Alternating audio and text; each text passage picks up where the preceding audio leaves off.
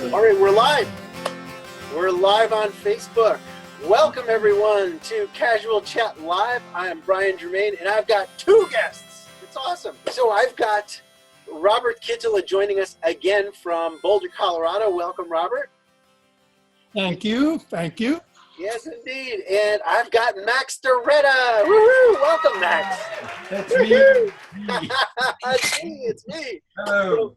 So just to briefly introduce, these two guys are some of the most interesting and fascinating characters I've ever met, and some of the most amazing photographers and video people you'll ever meet. It's such an amazing format, isn't it?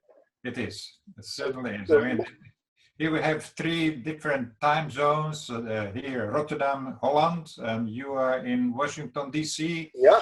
Robert is in Boulder, Colorado, right? Yeah.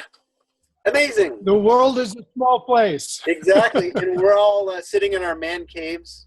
Yeah. Right? But we should sit less and move more, skydive more, fly more. Yeah, absolutely. That's true. But yeah. I just saw an item on YouTube, kind of sitting is new smoking, you know? Yep. Yeah. I agree with it completely. It's true. I think that we need to go back home and dream up new dreams and do the homework stuff, planning as part of it. And have a walking meetings in the nature, you know? Yeah, man. Yes. Yes. Yep, absolutely. To get up so we don't get old. No, who's old here? Exactly. I don't know. I think it's a state of mind, you know, if you're still actively passionate, I guess is the word that comes to me the most. If you're passionate about what you're doing. Yeah, and when I think about, look, three of us, I see now three of us in three different places, and what brought us together? Just one, skydiving. And when I think about skydiving, what it made in my life, how much it meant to my life, well, everything that I did in my life started with skydiving. If I never decided to jump out of airplanes, I would probably not sit now and talk with you guys. Yep. Yeah. Same thing here. And it was 22 years ago we all met. Yeah. Is it 22 years ago that you started skydiving in Quincy? Yeah. Quincy 95 was when I met you, Max. Yeah. And then I met Brian, and then, you know, we've been friends ever since. Oh, you met Brian there? Yep. Yeah, you introduced me. Is it so? Oh, wow, great. I introduced you to Brian, okay. Back in the good old days when sit flying was new and exciting, and you know. I found that picture. I asked you guys, I think Peter Raymond and one more guy, I forgot his name. I asked you guys to do three different following. You were head down, Peter Raymond was sitting, and the third guy was standing. And I got all three of you in. It was probably Big Nose. Sorry, Tony. Yeah, I almost said Big Nose. That's what we used to call him in the shop. But yeah, it was probably Tony Urigallo, right? That was in Quincy, yeah. Yep. I think I have that shot somewhere, but if you find it, definitely let me know. I do have it. I thought maybe on this. No, okay. That's awesome. I love this stuff. I will send you that shot. Okay. I think that's a big piece of this stuff is if you can't share adventure, you know, through photographs and video, movie, you're not able to really spread this passion. You know, to be able to capture it is an art form that is unlike any other. That's it. Skydiving, photography, traveling. That's the three things that plays my life, all my life. Yeah. And you're still doing quite a lot of photography as Robert is, right? I earn my bread with photography, so old-fashioned way. But you know, photography brought me to all corners of the world. Really. I know. I mean, I'd love to talk about some of that stuff. I mean, you've done. I mean, I knew you said you had jumped onto the North Pole, which is in itself an amazing. Four times. But you've done it 4 times. Yeah. How does one get a chance to do this even once? How did you get connected with that? Well, I don't know. Skydiving brings all nationalities together. And then you meet Russian skydivers, and then you drink vodka together, and you talk everything and anything except politics. We don't care about politics. We care only about adventure. So, then you exchange where I met them on the different world championships in Brazil, in France, in Yugoslavia, so I kept seeing the same Russian skydivers over and over again. Then you exchange addresses and you fax to each other. And one day I received a fax, Max, would you like to jump with us on the North Pole? Duh, wow. That's easy. And I said, yes. And before I knew, I was jumping with them on the North Pole.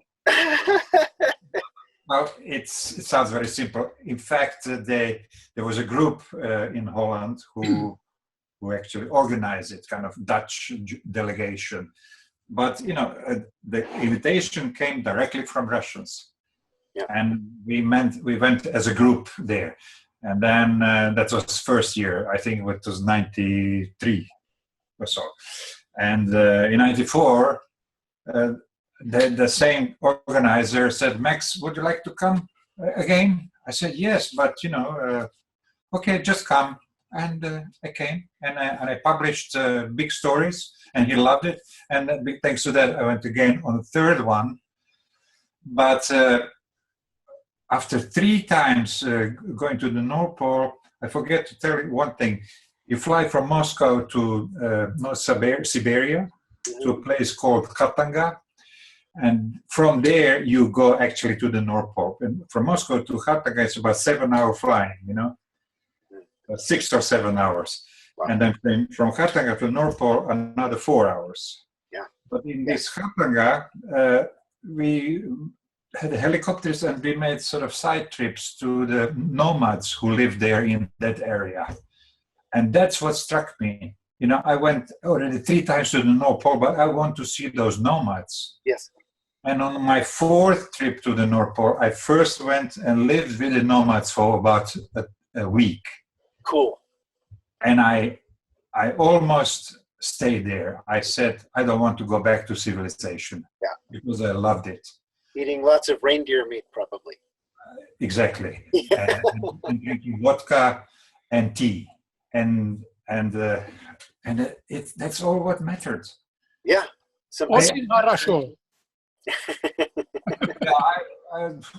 I have to drink few vodkas to speak better. Yes. I'm sure it would come back. But what struck me there, I learned to see colors in the snow. They have maybe yellow. They have 70 expressions for snow as snowflakes, and each word says exactly which time of the year, what kind of humidity, is it early in the morning or late in the evening, blah blah blah. And if you learn how to look at the snow, you see the colors. You see all colors. We all say white, but it's not true. And those kind of things. And then when you are there, when you have a direct contact with nature and with those people who live in minus 40 degrees, minus 50 degrees, which are really tough and proud. Yeah. Then you think, what am I doing in this civilized world? With the telephone, with the fax, with the cars, with the noise, with the... Oh, I almost said, I stay. I almost, but the helicopter came to pick us up, me and my colleague, a journalist, who also wanted to write about it. And he said, okay, here we go. I stood with the bags and I said, well, I don't know. He said, I go. Yeah. And then in the last moment, I was just weak and I stepped in that helicopter and left with the tears in my eyes. I miss those people. Yeah. Still, after all these years, I still think about them. Yeah. We're all old and have children and grandchildren, but they mean a lot to me. Yeah. Actually, this guy, see this? Yes. That's the one. Yeah. Wow. I love now. As far as making a skydive onto the North Pole, I mean, it's got to be a fairly involved process in terms of equipment, staying warm, making sure nothing freezes up, cameras. I mean, how do you deal with the extreme cold? Especially analog cameras. Those, once I jumped with 5 cameras. I had in total 5 cameras, not on my head, but I had extra cameras in the bags. And when I was on the North Pole shooting pictures on the ground, yes, some cameras froze. So I had to put it in under my coat and wait until it warms up, because on those temperatures the film was just so fragile it would break like a piece of plastic, you know. Plastic bag, it didn't behave like plastic. It was just something crispy, you know. Yeah, I was thinking now if we were to do that with analog cameras, they have those little hand warmers and things, chemical warmers. You could just, you know, put that against your camera, leave it there all the time. It might work. Yeah, but sometimes you also go in the tent to drink coffee or tea. And or vodka. Or vodka, exactly. Okay. and this temperature change from outside and inside, you know, all of a sudden your camera is completely fogged. I was going to say the condensation. You go out with this foggy camera, and then you get ice on the lens and everywhere. Yeah, condensation's got to be a big problem. It's even better to leave camera outside. Interesting. But then you have battery problem. Yeah. This all kinds of in any case, I managed to make some pictures. Yeah. And all cameras that froze on the North Pole worked perfectly well back in civilization, so to speak. Yeah, as soon as they warmed up. That is so cool. Well, if you've got anything like that you can share, send them to me and I'll put them in the final edited version that goes on YouTube. Okay. We'll talk. But how about you, Robert? Hey, still living here in Colorado. Not jumping that much. I'm doing more paragliding, and then the paramotoring. And I don't know if you know, I got into designing products for the paramotor. So I make these motor mounts that I ship all over the world. They're beautiful colored, very strong, dampen the vibration. And now my latest thing is, for the last 10 years, I've been designing a whole paramotor from scratch. Oh, yeah. That's just being featured in the new cross-country paramotor paragliding magazine. Wait, you're constructing the motor from zero? No, the motor is a Polish motor, so that's a given. But the whole seating and the whole cage structure, all that I designed from scratch with the help of my stepson and then a friend of mine. And carbon fiber, right? A lot of carbon fiber, and then 6061 T6 aluminum. Yeah. So the design process has been all-consuming, very interesting, fascinating. I mean, I've learned so much, and it's ongoing. Every day I'm working, learning new things. So it's great. I really enjoy it, and hopefully this new machine, I can find somebody in Europe to design it and finish the design and manufacture it, because I think it's a lot safer than what's on the market today. So this obviously, you started off with this as a photography platform, was your goal. Yeah. And it's expanded it to so many other. Well, yeah, I started in skydiving, and then a few years later, I saw the paramotor, and I go, this would be a great platform for photography. But then there was always something wrong with the paramotor, and I couldn't put my finger on it for many years. What was wrong with it? And then I would make little tweaks and improve things. And then finally I said, screw it. I got to start with a blank sheet. And then I started completely from the ground zero and designed a whole new concept that has 180-degree thinking from what's been done today. So time will tell if it's the right thing, but I feel in my soul that it is the right direction for this. What does the rest of the community say about your invention? Well, I just released a few pictures, and the response, I expected a lot of negative response, but the response has been phenomenal. Very, very positive.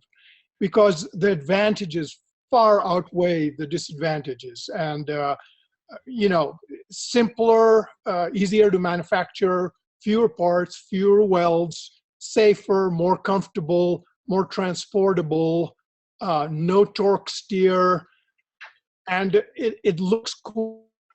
So there are a lot of positives. I think it has a good chance of succeeding. Yeah. Okay. Well, I see a lot of often pictures that you place on the Facebook. Lovely pictures, fantastic pictures. Sometimes I say, "Wow, Robert is really doing great photography here." Well, thank you. You too, Max. Your stuff is incredible. Well, that's why we are sort of brothers. That's what we declared over 20 years ago. Absolutely, absolutely. And actually, I'm coming to visit you this summer. This summer. Yes. Okay. First you come here, then I come to you because I also want to fly there. Okay. Sounds like a good plan. Okay. Okay. We will brief it when you come here. Let me know in time. You Okay. come August. in Holland. Yes. Okay. Also because of this flying? No, because my sister lives in Brussels. Okay. And I have to take my dad's ashes to Finland. So I figured my new wife hasn't seen Amsterdam, so I figured we'd go and then maybe take the train down to Rotterdam and see you. Okay. Be my guest. All right. I hope I can make it over for that too. That's amazing. So yeah, so I was thinking about this. There's a lot of people with cameras. I mean, skydiving now, everybody's got a camera on every orifice. And to me, it doesn't make you a photographer to own a camera. There's much more. There is an art form. There's an understanding of lighting, shot composition, things that people need to learn because we have this opportunity. Every skydiver has the opportunity of being great. Actually, the photography, to me, photography was the main reason why I wanted to skydive. Because after my very first jump back in 1967, the year I was born, 50 years ago. You were born in 67? Wow. But when I made that first jump, I said, wow, this is the sport for the artists. Because I'm a designer, I'm an illustrator, I studied art for a while. I drew comic stories and so, but when I experienced this first jump, leaving the airplane and finding myself hanging under the parachute in a huge space, saying, wow, this is surreal. Yeah. And that's what I wanted to put on paper, on picture, on the photo, to impress, to show it to my friends, to share my enthusiasm with all people who said, oh, you're crazy. Okay, I'm crazy, but this is a nice picture that may blow up your mind. And some people started jumping. Some people still say they're crazy, but that's okay. It's compliment. We can live with that, yeah. Absolutely. Yeah. Look, 3 of us. Yeah, exactly. We know. Yeah, to share an experience that is a little bit risky, sometimes a lot risky, but people can look through our lenses, yeah, and experience this a little bit, and that's wonderful. Yeah. It's funny because just the other day I watched the Quincy video from '95, the first one I did. Yeah. And it brought back a lot of memories of you, Max, and Brian, and the whole feeling of that event. That's when you didn't jump yet. I didn't jump yet, yeah. I just shot. And you gave me a bunch of footage, and there were some other guys who gave me footage from the air, Mike McGowan, Sandstrom, and then I put it all together. But that's where I made my first tandem, because I called Don and I said, hey, Don, how can I tell the story without knowing what's happening up there? So he made a call, and 20 minutes later I was going up for my first tandem with you, Max. Right. And photographed it. Did you go up? Oh, you were there. Max shot my first tandem. Yeah. That's right. And then next year after that, we jumped together. Yes. we jumped from Boeing 727 Yeah. together, as Mhm. far as I remember. We made kind of three-way, you, me, and Wilma, I think. Yeah, that's right. And that's And of course, was that the year, Robert, that you did your first wingsuit jump? No, that was in 2000. And actually, I beat you by like an hour and a half, I think, during the first wingsuit jump. And I remember I had like 96 jumps. And I was sitting and joking with Jari from Finland. And since we're both Finnish, yeah. and we were joking and sitting around, it was a perfect day. And he said, how many jumps do you have? And I said, 96 jumps. And he said, okay. And we chatted some more and he looked up and all of a sudden he walked over to the rack and he grabbed a wingsuit and he said, here, put this on. We're going to go jump. And I go, really? And he said, yeah. So I put it on. He put his on. We went into the casa and we sat there and we were joking and laughing. And all of a sudden, the plane was empty and it was just him and me sitting on the chair and the whole back of the casa was empty. And he said, okay, here we go. And I go, Jari, how do I do this? And he put his hand on my shoulder and he said, Robert, millions of years ago, you were a bird. When you hit the air, you will know what to do. And I said, okay. And that's right. Off we went. And sure enough, boom, you hit the air and it's totally instinctive. And we flew and he dived under me and he was up here smiling on my side and then he peeled off and there I was flying and everything went fine and it was fantastic and I loved it and bought a wingsuit after that and history. I think it's important to make a note to our viewers here that not only is it USPA's recommendation to have, 250, isn't it? 300, I think it is now. Oh, but okay. Either way, I think that people should wait as long. I mean, I had 4,000 jumps or something before I did mine. Of course, this is before the Birdman era, and nobody knew anything about it. But things can happen. Yeah, some people like Robert, natural athletes that have the ability to adapt can get away with it. But I've also seen even people who are trained go into some hellacious spins that can end up in a pretty bad experience. So I think it's important to wait as long. Yeah, don't do what I did. Yeah, but it worked. It worked. Hey, I'm still here. Yep. Yeah, that's. But you are natural talent. I mean, when I watch you filming on these roller blades, or how you call it? Yeah, rollerblades. Rollerblades. I mean, hey, I said this guy is really sportive guy. That was even before you started skydiving. Yeah. Have you ever snowboarded with Robert? Me? No. He's an animal. It's true. Well, he likes the alpine board, right? Are you mostly riding the carving board? Yeah, with the hard boots. Yeah. With the hard boots, up high, pointed down the hill. It's beautiful to watch. How the level of angulation possible with a smooth carve linked up like this. It's really amazing. So sounds like a lot of adventure altogether. I mean, when we obviously need more hours to speak about all adventures we did. Absolutely. Yeah, well, I mean, every time I pick guests, it's people that I'm hoping we can do these things again and again and again, because I know we're not going to be able to squeeze it all in to 45 minutes. I watched almost all of the interviews you did. It's really, really nice people. Yeah, and I've got people lined up to do more and more. I've got Tom Sanders going to do it. Yari Kusamo, he said he's going to do it. Remind him of our first flight, or my first flight. I will definitely bring that up. Bust his balls a little bit about that. I remember Jari Kosma when he and Robert Pechnik from Croatia started Birdman, and then they separated. Now Robert is doing a Phoenix Fly, and Jari is doing still Birdman. Yep. Did you speak with Robert? Yeah, actually, I haven't heard back from him whether he's gonna do an interview, but I think since I just had Tony Orogallo on the show, I think he has to do it now, right?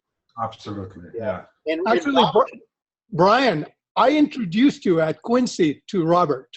oh, to Robert. Oh, wow, that's a long time ago. Yeah, because Max had introduced me to Robert and said, this guy designs really good wings, or not wings, but parachutes. Yeah. And then I talked to Robert, and then when I got to know you, I said, hey, Brian, you got to meet Robert. Yeah. And then I introduced you two. He's an amazing scientist. I really would put him in that category, and he's done so much for the sport. And the funny thing is, I taught him skydiving, so to speak. You know, he was just a young jumper with a very poor experience in free fall. But then we organized a jump camp in Zagreb, Croatia, with 2 more Dutch skydivers. We came down there and we taught them a few basic things like no contact relative work. And that's what made something in his head. And then he created the first Croatian 4-way team. And they went to many world championships and they scored always pretty high. I'm glad to hear you say that. The no contact flying, whether it's on the belly, sit, head down, you know, steep track, whatever. To me, this is one of the most important skills. If you have to hold on to stay in the formation, you're not flying. Did you see the newest film that he made about Dubai with a bunch of top wingsuit flyers? Amazing. No contact, huge cross and wedges formation with the wingsuits. It's amazing. Yeah, and it's the precision and subtleness in the necessity of calming down. And then upside down. And stopping, changing, exactly. Well, it's not even upside down anymore. You know, that's just one of the ways that we fly. You know? Yeah. As soon as the brain realizes that it's about proximity, it's not about orientation. Right? Relative wind and proximity. That's, you throw away all these old ideas of upside down. It doesn't exist. Well, when I saw that film, that was a couple of weeks ago, I had tears in my eyes. Yeah, yeah. Really. I was so emotional about it because of 2 things. First, I was so happy that he developed so much. And second, I'm not there, you know. Yep. I'm not doing that anymore. But you never know. I go to skydive this weekend again. The new wingsuits, the entry level and the intermediates are very easy to fly. I mean, Tony's got his iBird where you can actually sort of reach forward and up, and all of them you can get to your toggles on the entry level suits one way or another, and that makes it a lot easier. They're very natural, intuitive to fly, not like the older Birdman suits, the classics. I mean, they were. If you were stiff, you were all over the place. Yeah, yeah. Now I realize that, and that's one of the reasons why I said, okay, let me skydive again, and let's see how I feel. Yeah. If it feels right, I will go to see Robert and his boys in Croatia and Slovenia. Well, you just have to go to the island. Go to Jarno Cordia. He's one of our upcoming guests as well. Jarno Cordia is everywhere. He's now in Australia. I don't know. No, I have contacts enough. You know. Okay. He's a great guy. I really like Jarno. I know him very well. He actually lived next door. He now moved to Den Haag, to another town, which is only 2 hours. It's a lovely town. I've stayed there. Yeah. Yeah. And but anyway, this whole wingsuit development keeps me enthusiastic. You know, I cannot sleep. I only think, how can I get this experience again? Because I started with this first wingsuits of Robert, and I kind of did a few beautiful flights. The most spectacular flight was together with Felix Baumgartner. You know, we flew together over Messina from Sicily to Italy. That was pretty long distance. But you know, I'm talking about how many, 10, 12 years ago. Back then it was kind of cool. Now it's a piece of cake. You know? It's still cool. It's still. It's still cool. It always will be. Yeah. Yeah, it's neat. And of course, when you've got more time up there in free fall, you've got more time to get the shot. You know, to move around and change the heading of the formation so the light is right, and invert and get it from underneath or whatever. You know, the new suits have inverted venting so that it inflates from either side. The suit doesn't care if you're this way or that way. Yeah. So yeah, it's neat to have. I mean, at least 2 minutes, right? If you're flying really messy, back, arms back, you're still going to get 2 minutes. But as you start to get better in your body position, even a medium suit, you can get 3 minutes. I'm looking forward. Yeah. Yeah, you'll love it. You'll definitely get off on it. Obviously, you need the right parachute, long bridle. I highly recommend the long bridle. So you might have to make some gear mods, but not much. That's what I will do this weekend. We'll sort of come back into sport again. Yeah, well, I love it. 50 years. In November, it will be 50 years 50 years ago that I made my first jump in November 1967. So, you know, I have little maxes in my head, you know, and they say, well, let's do something. And one of those maxes is walking around with a gear and says, well, how about, shall we skydive or not? Yeah. You know, so I'm now at that point in my life that I say, well, hey, I'm still here. I can still skydive if I want. So why not? Because, you know, last year I was on 8 funerals. 8 funerals. People are sort of passing away. 3 of them were skydivers, and on these skydivers' funerals, I've met always the same group of skydivers, and we all look at each other and said, well, who is next? Well, not me, not me, not me. No. Okay, so what do we do? Go skydive. And that's the main reason why I decided to skydive, because next Monday it will be my birthday and I want to jump on my birthday. You should do. Absolutely. Yeah, I mean, the sport is obviously, it's got its risks, but if you know how to do it and you move slow and you listen to your gut, and when it doesn't feel right, you stay on the ground. Yeah. You know, and you take the steps to, you know, get in the hanging harness. You're never too old for that. Look what brings us together: skydiving. Yep. Yeah. That's it. You know, it's almost a religion. You know, if I look my whole life, well, it's skydiving one way or the other. Skydiving is a way to travel, to see the world, and to meet people, and to experience the most unusual things that you will never experience by sitting in an office or, I don't know, walking down the street. To be able to jump into amazing places. Exactly. I mean, that's my, like you say, travel plus skydiving. Discover the planet, actually. Yeah. Like, for instance, mountaintops in Russia. That's right. You saw the film. Yeah, well, I was thinking I could share it now, and if you could, you know, maybe narrate a little bit. Yeah, okay. I'm gonna do that now. Max did a jump. If I can find it here, onto, maybe you can give us a little bit of backstory while I find the video. Well, that's the highest mountain in Europe.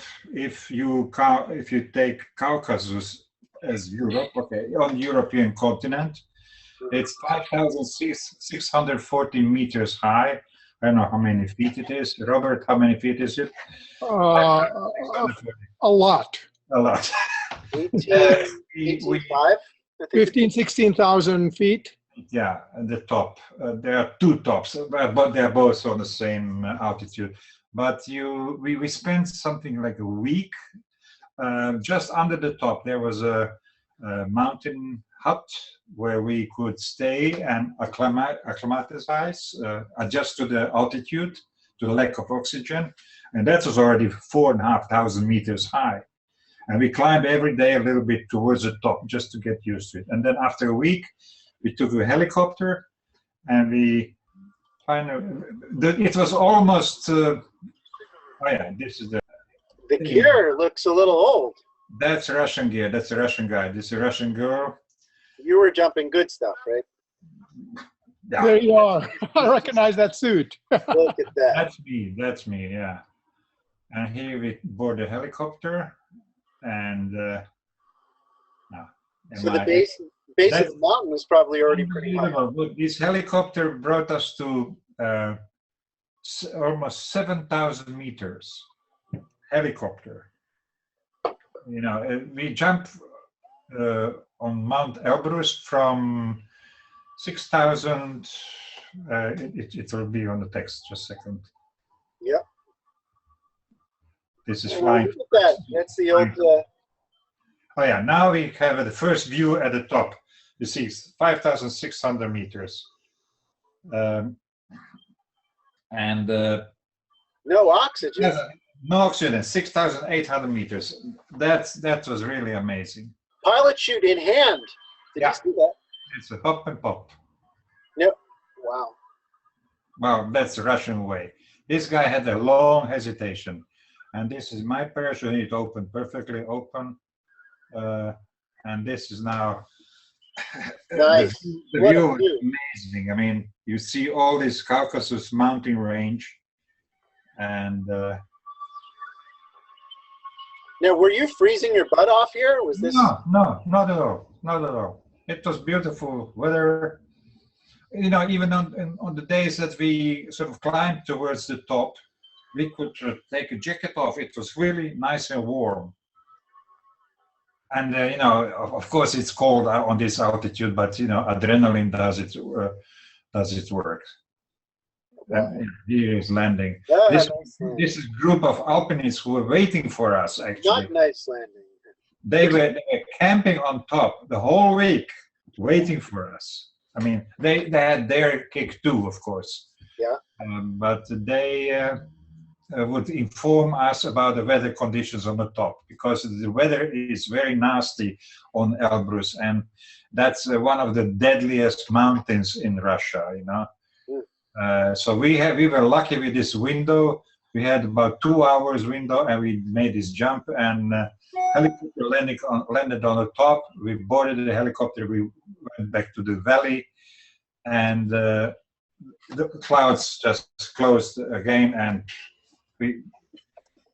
we were just lucky that we could do it, because there was a moment that we thought, well, we can forget all about it. Okay, nice being on the mountain, but no jump.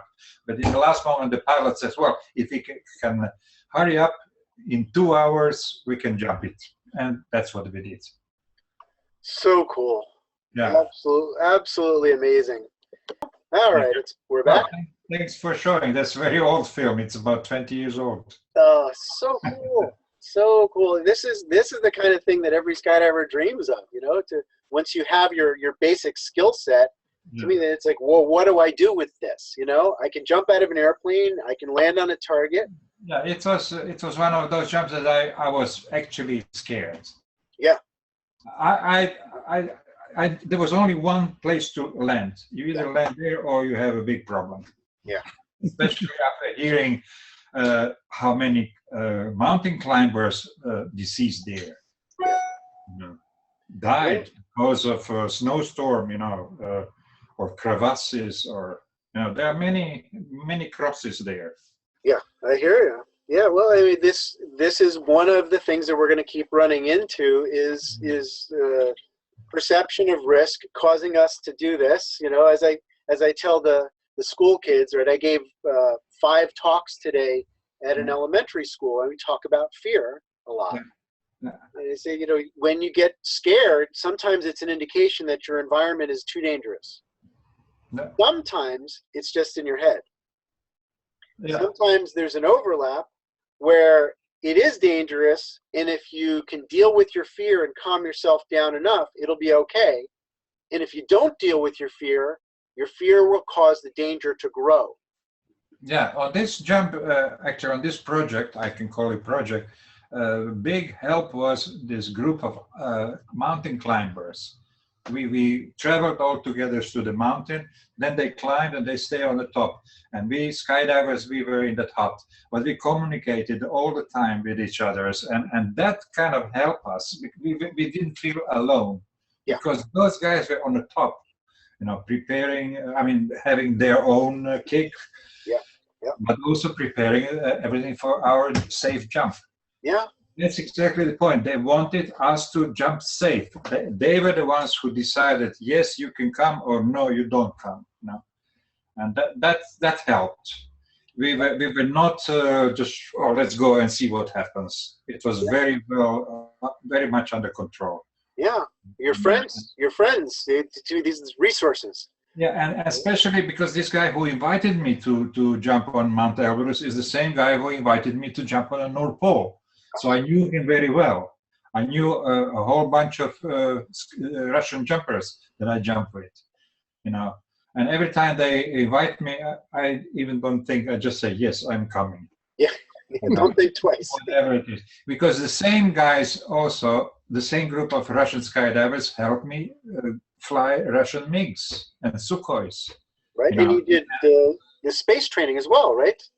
Also space training, but that was not thanks to skydiving, but again, that was a contact. I met an American lady who is running the company called Incredible Adventures, and she organizes MiG flights and zero-G flights. But I met her only after I did this first MiG flight, thanks to contact with Russian skydivers, because it was a Russian skydiver who investigated, who provided me with the information about where it is, how much it costs, what I have to do. So he gave me the telephone number and fax number, and that helped me to organize my first flight with the MiG-29. Amazing. I'll see if I can find that footage. I had a little trouble. There we go. Yeah. It'll take me just a moment to pull that up. There we go. And learning how to do this stuff. And the nice detail about that flight is that it was sponsored by Dutch Playboy. Oh, that's funny. I was in the Dutch Playboy years ago. Oh, yeah? Yeah. They did a story on me. Yeah, this is also this handheld camera, a kind of selfie construction. That's the same bracket that I used on my first El Capitan jump. I would say I was one of the first selfie photographers. Yeah. Yeah, getting the shot, right? It's all about getting the shot. Yeah. And and I was also allowed to fix this video camera in the cockpit. And here, of course, I'm happy. Are these flights still available in Russia? Yes, but not on the same airport. This was in Zhukovsky. That's once upon a time it was top secret military base. It didn't exist on any maps. But now it's a flight test and research center, and every 2 years they have an amazing air show where you can see the newest Russian machines, Russian jets, Russian airplanes. And well, this was my first jet ever, and it was, as I said, sponsored by Dutch Playboy.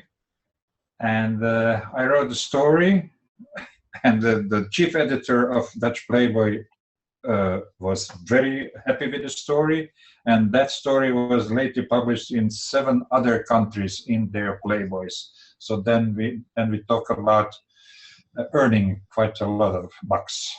Yeah, that's so cool. Yeah. For more adventures. Yeah. More that's what it's for.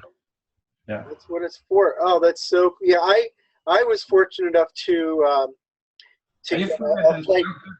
Or MiG-21, I think. MiG-21, exactly. In Quincy. Yeah, and that was it's life-changing. Yes. Especially, I think if somebody doesn't really think about these things and it's not really a big deal for them, and they go and they do a flight. They come down excited about it, but not like somebody like me who dreamt of this since I was a little kid. This was one of my dreams, to be going straight up in a fighter plane past the cloud layer and looking out the side as I'm going straight up. I was crying. I was so happy. Yeah, the takeoff, that beats everything. Then you can imagine how the astronauts in a space shuttle feel when they go up in space. Yeah. And that's still my big dream. I would like to go in space. Absolutely. Well, you're going to have to talk to maybe Elon Musk now or somebody. We will see. I will look in my agenda. It's possible. I believe it's possible. Yeah. But everything is possible nowadays. I mean, let's hope that this world doesn't go wrong direction. Yeah. Well, I think it's going in every direction, and it's which side of the world are you going to choose to? We are on a safe side, I would say. Yeah. Well, it's I think even just as far as happiness goes, I think that people have a way, to make themselves miserable by reading the worst stories of the news, and that's all they do, and they're always fighting against the bad things, and all they live in is the bad things. Yeah. And other people will continue to choose to look for the beauty, and like a photographer does, always looking for the better aspects of things, looking for that for the beauty. I mean, this is such a beautiful planet that we have. Yeah. I'm only surprised and shocked how fast we are destroying this planet with these chemicals, analog photography. That's what we talked a couple of days ago about photography. Use chemicals to develop the films, and throwing these chemicals in Mother Earth. Where does it go? And that's only one little thing, one little detail. That's why I prefer digital photography, no chemicals. But how about plastic bags? Oh, same thing. But I think as photographers and filmmakers, we are responsible to we have a responsibility to remind the world of the beauty out there and make people think and cherish the natural resources we have, the national parks here in the States, the beautiful places around the world, so people will respect and keep these things from going bad. Yeah, to raise awareness, bring things into the public eye, get them to look at baby seals and mountaintops and jungles, and to feel like they're there, and then maybe they will donate to help save things. And maybe they will choose to recycle, and drive an electric car and all that stuff. So Tesla. Yeah, man. Yeah, that's right. I'm thinking about this manatees. I once swam with manatees in Florida. Me too. It's amazing. It's beautiful. Those creatures are just fantastic. Crystal River, right? There's a bunch of different places. Right. Is that where you went? Oh, it's fantastic. I got to ride one, and apparently you're not supposed to ride them. I went with Peter Raymond. We sort of took a little boat, a rubber boat with things in it, and we were diving gear, and we were going down the river. Yeah. And some parts we were floating in the boat, and some parts we were diving under and towing the boat with a long rope. Yeah. Oh, so cool. And seeing the turtles and the manatees, fantastic. That was a really surreal experience. I feel really sorry that I didn't make any pictures of it. Yeah. I didn't have a GoPro or something. It didn't exist in those days. I had a big, heavy camera, so you cannot. Yeah. Nowadays it's so easy to capture these incredible moments. You can, to bring a GoPro, backup batteries, and lots of SD cards. You can document your whole life. Yeah. And that's, again, I'm not even thinking anymore about going back to analog photography, because it means going into prehistory. Yeah, it's messy. But as we were saying before, I must admit, back in the days when Chuck Karcher and I were working together a lot, and he had a medium format Bronica. Yeah. The big, what is it? 6 by 6 centimeters. 6 by 6 centimeter slides. Yeah. And he would have these color slides and a light table. Yeah. He'd sit in his little trailer in Zephyr Hills with the loop, right? The optical loop, and look at the photographs. And he just jumps off. Here's the loop. Ah, there you go. I mean, I have never experienced visually, I've never experienced anything that moved me so much as when I was looking through that tiny little loop at stuff we had shot. We'd get up at sunrise, take off before dawn to get that perfect morning light. Absolutely incredible. And I'm sure, I mean, maybe you guys would know, but can we get this quality of the organic quality film? I think we can. We think we can. Yeah. Yeah. I think digital has actually surpassed what film can do. Yeah, I'm amazed because I sometimes I scan old slides. I have many slides that are never even framed. Archive it. Yeah, archive it. Got it. Kind of a treasure box, I call it. Oh yeah. And sometimes I take this roll and say, wow, and then I scan it and then I process it with a Photoshop. And I'm amazed. It's even better than what I saw through this loop. Yes. Oh, it's so cool. It's so cool to some of the pictures that are sort of have written off years ago. No, nothing. But I didn't throw it away. I kept it. So I take it out and I process it and I get the beauty out of it. What makes a good shot? I think I would ask that of both of you independently. What makes a really memorable shot that creates, something special? Robert, you first. Well, of course, first of all, I think it's subject matter.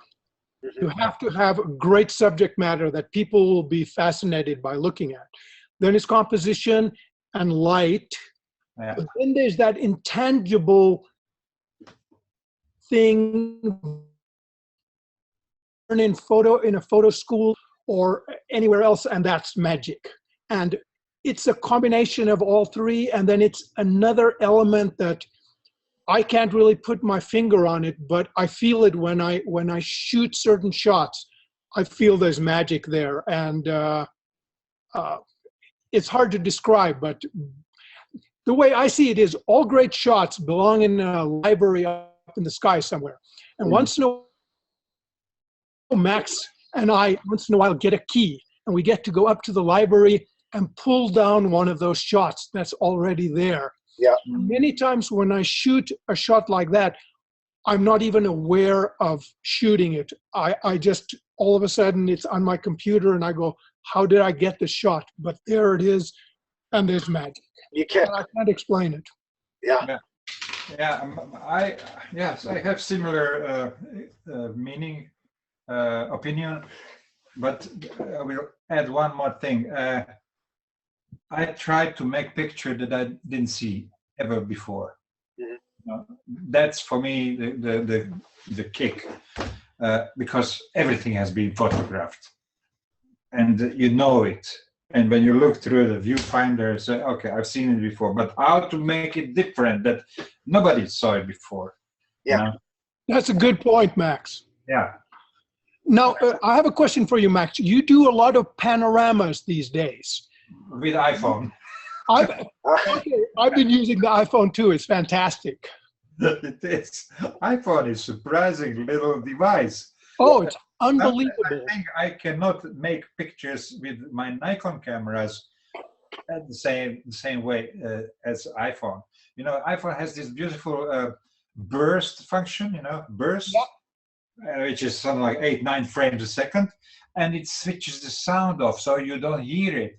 So you can photograph birds on the table, insects, I get fantastic sharp shots. I can show you one picture. When I saw that picture on iPhone, I said, it's impossible to make it with Nikon or with any other professional camera. So easy as with iPhone. You know what I mean? Yeah. Yeah. And now there's programs where you can shoot iPhone RAW. Have you seen that? Yes, and tell me, that's on an iPhone 7, right? Yeah. Yeah, I had this 7 in my hands. I didn't like it. It's big. I have one right here. 7. Well, 7 okay. plus. 7 plus. I'm embarrassed to show my 4. I'm a dinosaur. I will show you this. Yeah, I don't know if I can show you that picture. If you can see it, do you see this Yes. one? Oh yeah. Yes. Yes. That's That's burst mode, right? a burst mode. I made maybe 100 pictures, but this is one of them. Super Beautiful. sharp. Super sharp. Unbelievable. Yeah. So basically, the idea is that you can just lay down loads of shots and pull the one that is the right one. But I must admit that I also had an enormous kick shooting analog, you know, like this picture. This is in the stratosphere. You know, it was very expensive flight. And I had this one camera and I promised one picture to all people who paid for this flight. And I was almost scared. Yeah, no pressure, right? and that picture was published all over the world. Now I can easily speak about it, but when I was doing it, I said, wow, if it doesn't succeed, I will hang. Yeah. And I remember you told me that the sky was purple up there. Sky was black. Directly above was black. At noon, I made that flight between 12 and 1 o'clock in the afternoon. And if I would look straight, I would see the curvature of the Earth. But if I would look straight up, I saw black sky with stars. Wow. It's amazing. I mean, inside it was perfectly comfortable, but I had this big helmet and full-size suit. To prevent, you know, if anything goes wrong. Normally, I could sit with shorts and T-shirt in that cockpit, you know, because it was acclimatized and air-conditioned. But, you know, you have to take care of Sure. anything. Safety first, of course. And yeah, well, I had this little privilege of seeing the Earth almost like an astronaut. Actually, they say if you fly above 24 kilometers, you are an astronaut. So I may be an astronaut. I flew 97,000 feet. Yep. 97,000 feet, yeah. Hey, you're an astronaut in my book. Thank you. And a rock star. I will sign your helmet if you want. Absolutely, please. The next time I'm in Rotterdam. Yeah, but that was really an experience, and my top that's my top picture actually, top photo. Yeah, it's these things change us, don't they? It changes our perspective on the world. You know, when I think about the greatest things that I experienced, it was all thanks to Russia, thanks to Russian contacts, thanks to Russian skydivers. You know, I made great things in America too, you know, but these things are unthinkable in America, almost. No, my MiG flight was in America. Okay. For the record, it was. Exceptional. But you know, 4 times North Pole, the Elbrus, the zero G training, space training, this stratosphere flight. Wow, all in Russia, because I kept on going to Russia right after this fall of the Berlin Wall. You know, it was glasnost and perestroika, that period when Russia was kind of opened for everybody. And of course, I was going there. The North Pole was the first reason to go there. And then I met the skydivers and blah, blah. So in a period of about 4 years, I was maybe 15 times in Russia. Yeah. And experienced the greatest adventures of my life. Yeah. And people are great. People are just, Russian skydivers are just as crazy as American skydivers, as Japanese skydivers, as a Dutch skydiver. Skydivers are a different species. Yes, it's true. We're a very strange and wonderful family. Absolutely. And after all these years, I still have the best contact with skydivers. If I didn't speak with somebody 20 years, hey, like yesterday was, or last week was the last time. Well, almost this, you know. Well, I spoke with Robert 2 or 3 years ago when he was here in France in the neighborhood for this operation stuff. Yeah, for the shoulder. But you, I saw you last time about 10 years ago in Florida. Yes, that's right. Yeah, I think so. 12 years But ago. more than, yeah, I was gonna say it's gonna be more than 10 because I wasn't living there 10 years ago. Yeah, I even stayed at your place. Yeah, yeah. It's, well, to me, like moths to the flame. Yeah, Right? yeah. Drawn to beauty, drawn to these group activities that is, it's, I mean, skydiving and other adventure stuff, to me, it is an individual thing, but you can't do it without a community. Exactly. There's information that you need, there's equipment, there's a cooperative. Not only skydiving, also this paragliding or motorized flying. I want to try that. You'll love it. It's fun. I know. Sure. Yeah. Because We just have to figure out how to make them lighter. A lot. Hey, mine is light. Mine is light. So what are you down to in terms of weight? Right now, prototype is about 53, 54 pounds. But Is that wet? No, that's dry. I think I can shave off another 3, maybe 4 pounds still. Okay. That's getting there. But with 27, 28 horsepower and 165 pounds of thrust. So wow. The power to weight ratio is really, really good. Well, you know me, I mean, I'm a greenie, and I keep hoping that someday we're going to find that unobtainium battery. Hey, So I'm with you. we can go to, you know, basically stick a drone on your back with 4 props. There won't be any torque, and just someday. It will happen. It will happen. Yep. So for all you scientist skydivers out there, Ricardo at MIT, you know who you are. We need you guys to finish the cool new batteries. Yeah, the nanotechnology. Something. Yeah, exactly. Battery. Yep. Or whatever. I mean, we don't know what the power source is going to look like, but so there are many more adventures ahead of us. Absolutely. Yeah, absolutely, yes, for sure. And you know, to capture it. Well, I feel this is adventure. This conversation with 3 of us, it's great. Yeah. It's like yeah, we almost need a beer, so to Yeah. speak. Yeah, a little early in the day for that, for us. But Yeah, for you. For here, For it's you, already it's 9 o'clock in the evening. yeah, Anyway, it's not against the rules, right? This is not uptight chat. yeah. This is casual chat. Hey, and I'm in Colorado. I can smoke something legal here. Exactly. Yeah, exactly. We can do whatever we want. Are you smoking already? It's everywhere. Oh my God. Well, Good it's, for you.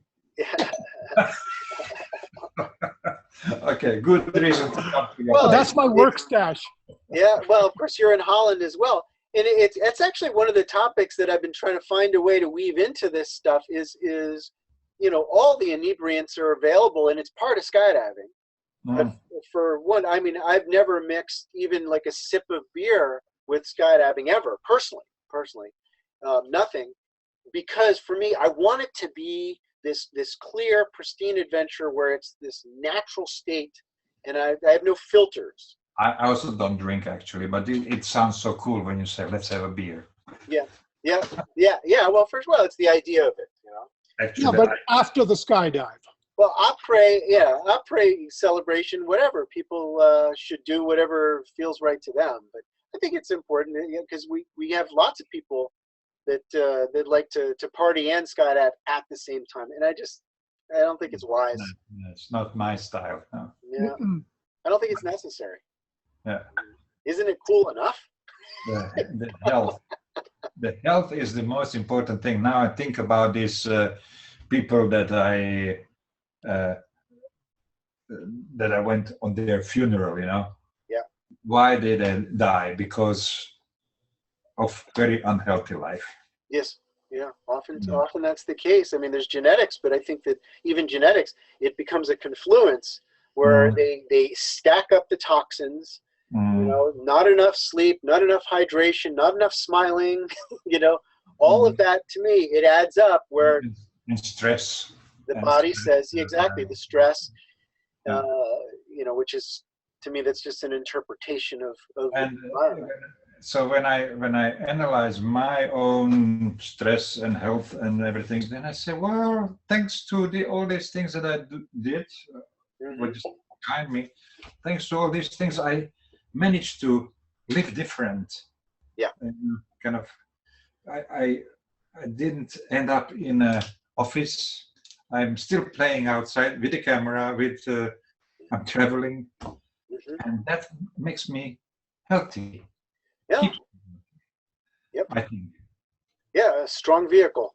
You know? And it keeps you curious, because when we lose our curiosity, I feel the soul will die, because there's so much beauty out there to explore, and we didn't see half of it yet. Exactly.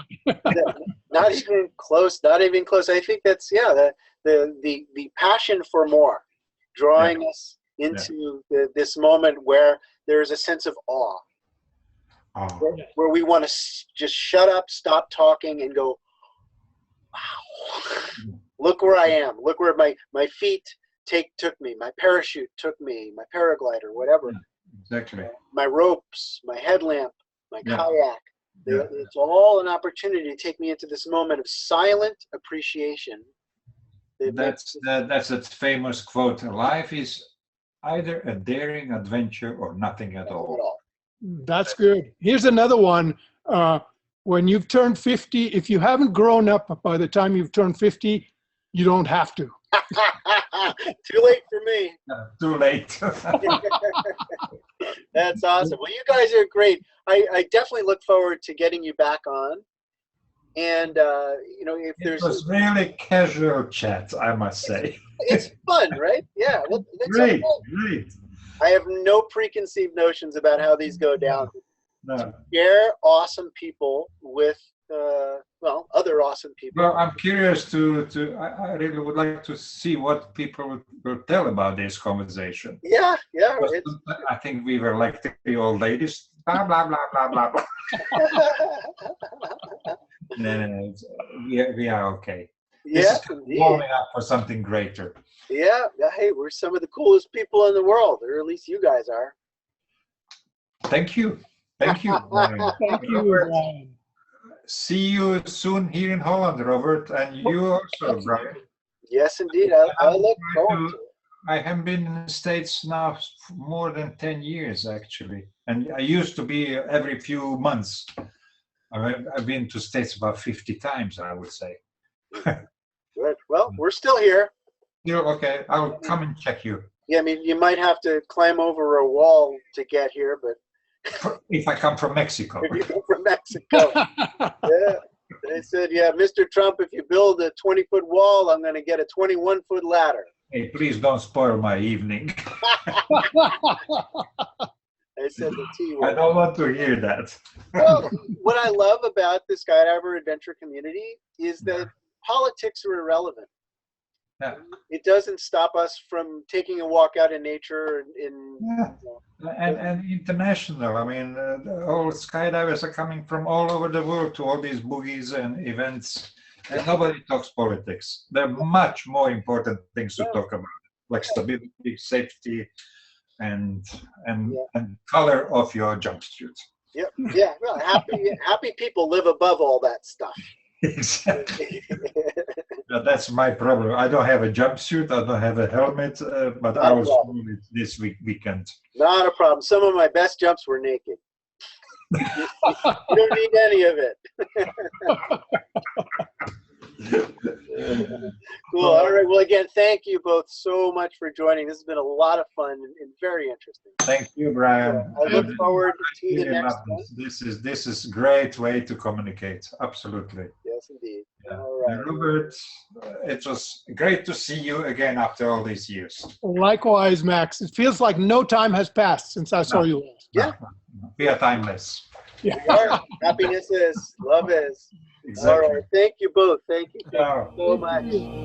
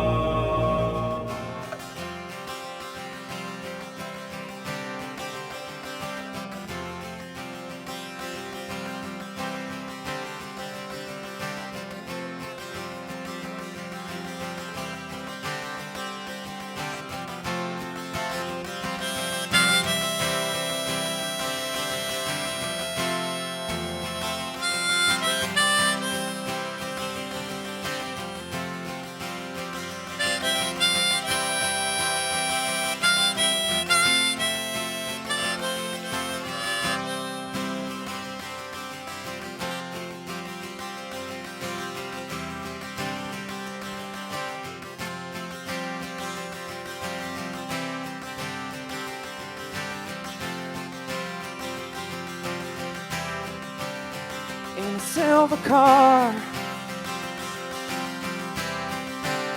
with a borrowed guitar, ready to travel so far.